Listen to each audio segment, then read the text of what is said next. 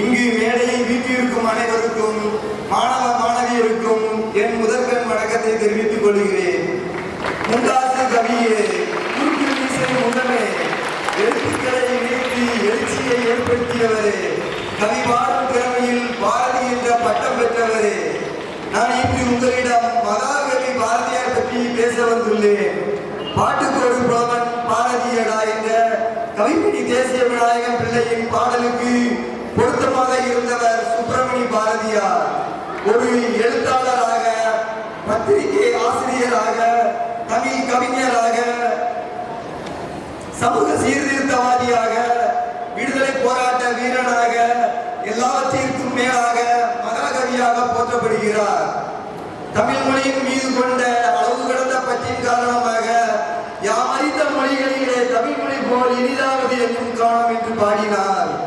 முறுக்கு மீசையும் நிமிர்ந்த நடையும் நேர்கொண்ட பார்வையும் எளிமையான தோற்றமும் கொண்ட பாரதி காலம் காலமாக இருந்து வந்த செய்யுள் நடை கவிதை மரபை மாற்றி புது கவிதைகளுக்கு வித்திட்ட யுவ பாரதி ஆவார். இவர் தூத்துக்குடி மாவட்டம் எட்டயபுரத்தில் சின்னசாமி லட்சுமி அம்மையாருக்கு 1822 டிசம்பர் 11ஆம் தேதி பிறந்தார். இவரது இயற்பெயர் சுப்பிரமணியம். இவர் சிறு வயதில் இருந்தே தமிழ் மொழியின் மீது பற்று கொண்டவராக இருந்தார். கவிதை எழுதுவதில் மிகவும் ஆர்வமாக இருந்தார். இவருடைய 11 வயதில் கவி பாடும் திறமையை கண்டு எட்டயபுரம் மன்னர் இவருக்கு பாரதி என்ற பட்டத்தை வழங்கினார். அன்று முதல் இவரது பெயர் சுப்பிரமணி பாரதி என்றானது.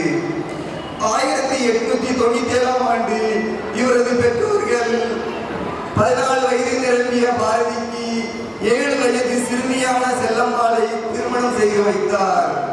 பின் நாட்களில் இது போன்ற பாலியல் விவாகத்தை வன்மையாக கண்டித்தார் பாரதி.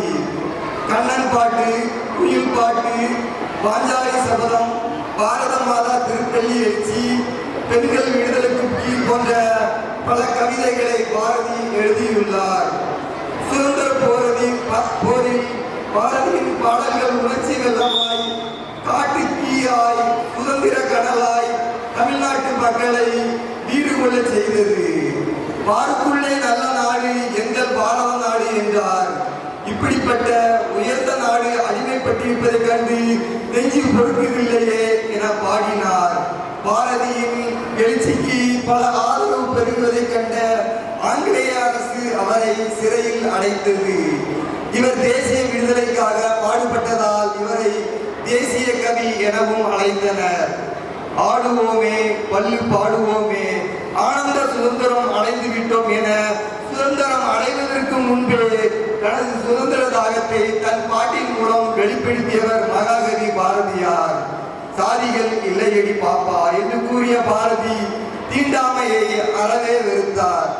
மாதர் தம்மை இழிவு செய்யும் அடமை தன்னை கொளுத்துவோம் என்று பெண் சுதந்திரத்திற்கு குரல் கொடுத்தார். பாரதியார் 1921ஆம் ஆண்டு ஜூலை மாதம் திருவல்லிக்கேணியில் பார்த்த சாரதி கோவிலுக்கு சென்ற போது எதிர்பாராத விதமாக அந்த கோயில் யானையால் தூக்கி வீசப்பட்டு மிகவும் நோய்வாய்ப்பட்டார். பின்னர் செப்டம்பர் 11ஆம் தேதி தனது 39வது வயதிலேயே இவ்வுலக வாழ்வில் இருந்து விடுதலை பெற்றார். மகாகவி மறைந்தாலும் அவரின் புகழும் கவிதைகளும் என்றென்றும் நிலைத்து நிற்கும் என்பதில் எந்த ஐயமும் இல்லை. அவர் கனவு கண்ட பாரதத்தை உருவாக்குவது நமது கடமையாகும். தமிழ் நிலத்தில் ஈரம் பாய்ச்சி வீரம் விதைத்த தேசிய கவி, மண்ணுள்ள காலமும் மனம் மறைக்க முடியாத மகாகவி, வாழ்வோற்றும் மகாகவியே, நீங்கள் இல்லாவிட்டாலும் இவ்வுலகில் எக்காலத்துக்கும் உன் கவிதைகள் வாழும். மகாகவி பாரதியாரின் பிறந்த நாளை முன்னிட்டு எனக்கு பேசுவதற்கு வாய்ப்பளித்த பள்ளி முதல்வர் அவர்களுக்கும், இது எனது முதல் முறை இப்படி மாணவர்கள் முன்பு பேசுவதற்கு, நான் பல மீட்டிங்கில் பேசியிருக்கிறேன், இது எனது முதல் முறை மாணவர்கள் முன்பு பேசுவது. இந்த வாய்ப்பை கொடுத்த அனைவருக்கும் எனது நன்றியை தெரிவித்துக் கொள்கிறேன்.